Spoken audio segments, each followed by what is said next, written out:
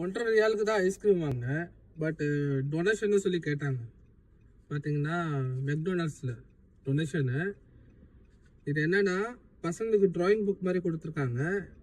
இவன் என்ன சொல்கிறாங்கன்னா 10 ரியால் டொனேட் பண்ணால் இது வந்து என்னென்ன சேரிட்டிக்கு போகும்னா த வாய்ஸ் ஆஃப் டவுன் சிண்ட்ரம்ஸ், ஓகேங்களா, அந்த சொசைட்டிக்கு போகும்.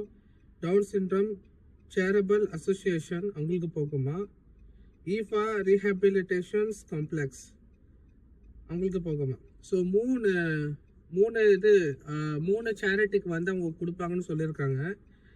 இந்த இன்னும் உள்ளே என்ன இருக்குன்னா ட்ராயிங் புக் தான், சிம்பிள் பசங்க கதை புக் மாதிரி அது மாதிரி கொடுத்துருக்காங்க. பட்டு டொனேஷன் நம்ம பண்ணிடுறோம். பட் அந்த காசு ஒரிஜினலாக பசங்களுக்கு தான் போதான்னு ரொம்ப டவுட்ஃபுல்லு தான். அதெல்லாம் தான் பார்க்கணும். நம்ம மூலியமாக நான் பண்ணுறோம். ஒரு சின்ன டொனேஷன் சொல்லி தான் நான் பண்ணிட்டேன்.